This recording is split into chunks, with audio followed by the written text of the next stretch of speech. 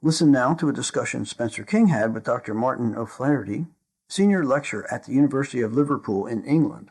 They cover smoking cessation and risk reduction, lessons from the coronary heart disease modeling. Welcome to ACCEL. Thank you very much, Spencer. Martin, you've done a great deal of work in some of the risk factors like cigarette smoking and diet and so forth. You come at it from the point of view of public health. What are the issues in getting hold of the risk factors around the world? Well, there was a significant progress in reducing cardiovascular disease, and particularly coronary heart disease in the last 20 years in most of the Western world. Coronary heart disease still exerts a heavy burden everywhere. And we cannot just rely that we already conquer the disease. There's still very much cardiovascular disease epidemic out there. And part of that is related to the fact that some of the key risk factors like smoking or poor diets are still very prevalent across all populations. But these are pervasive risk factors that are everywhere. Smoking prevalence, for example, in the UK is still very high. It's about 22%. Of course, we came down from 50% in the 70s and the 80s, so there was a substantial progress. But recently that has started to level off. Smoking reminds me of my days in medical school when it was a long time ago, and we had recognized then, the Surgeon General of the U.S. says smoking causes heart disease and so forth and so on. So we said, okay, everybody should stop smoking. We should tell patients to stop smoking. Doctors should on a personal level. But you're coming at it from a public health. What is the progress that was made? And was the progress made just from each individual person having a revelation they shouldn't smoke? Or are there public health initiatives that can be applied? If you look at the problem of a massive disease and a massive exposure to a risk factor like smoking, if you're going to control that by picking one by one each of the person exposed, take a long time. And you probably know from your clinical practice that how difficult it is to change behavior, particularly from a very addictive substance like nicotine. So from the public perspective, we discover that the most powerful interventions are those that are acting upstream. And so basically interventions that act at a more structural level, that basically modify the environment. Think about tobacco, for example. The most powerful interventions are, for example, removing all type of marketing from the tobacco industry in every place. Important initiatives like, for example, smoke-free areas, which are still not very common in most of the world. Examples in Europe, there are examples in other parts of the world. Australia and New Zealand always being the exemplar on that. But this is not, so this structural change in the environment, and particularly making more difficult to choose and have it like smoking, like, for example, making it more expensive, whereas taxation, for example, or other financial measures to try to make it more difficult, more expensive. So populations will respond to incentives, disincentives to do certain behaviors. And it strikes me that around the world there are many different approaches to this in different countries, because in one place it's very easy to have a public policy that gets applied across the population. In others, it's resisted. It's being an infringement of freedoms or something like that. But probably overriding all of that is the money, because you're talking about a very profitable industry in the smoking arena. Political challenges to try to pass anti-smoking legislation, anti-smoking taxation, or even structural measures regarding marketing to kids or marketing in sports events, are usually heavily contested by the tobacco industry. You can see that Australia has been taken to the court as a country to try to oppose some of the most radical measures they have applied in terms of controlling marketing exposure. Everyone has made some progress in many areas of the world on smoking, as you point out, some more than others.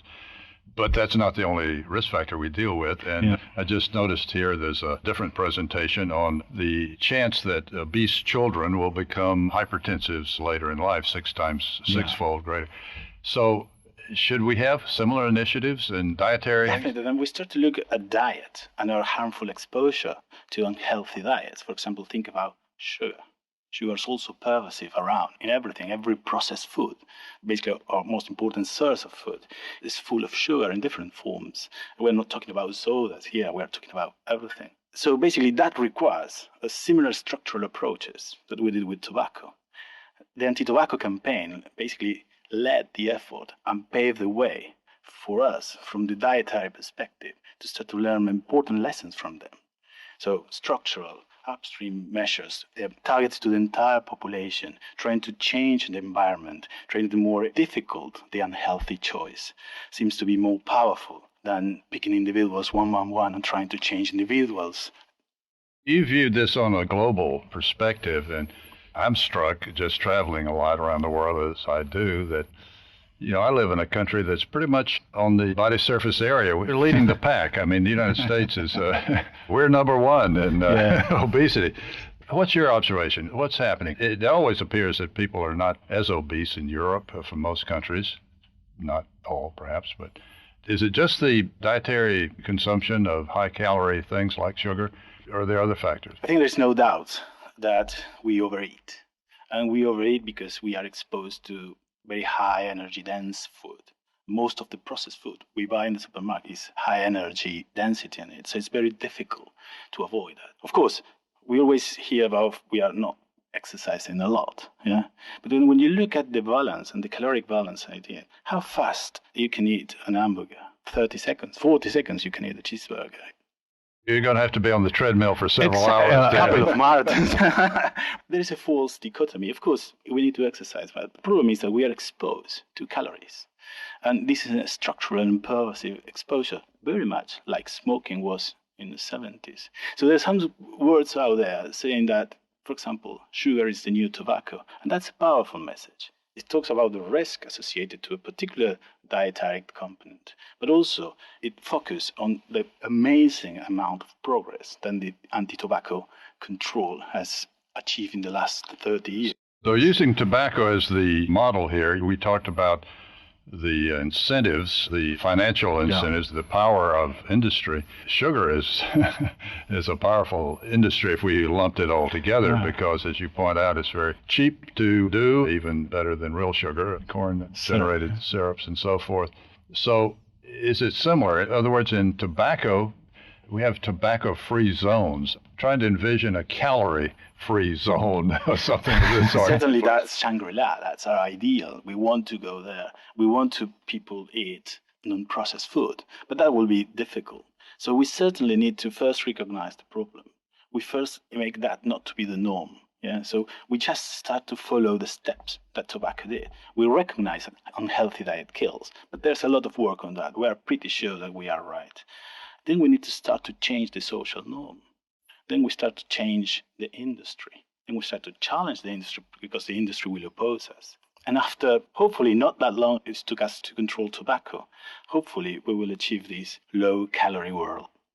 Well, it's clear that we as physicians, play a role, but society as a whole has to be engaged. And I think tobacco is a great example of that, and I hope that we'll be successful in controlling the obesity epidemic as well. Thanks for visiting with us on ACCEL. Thank you.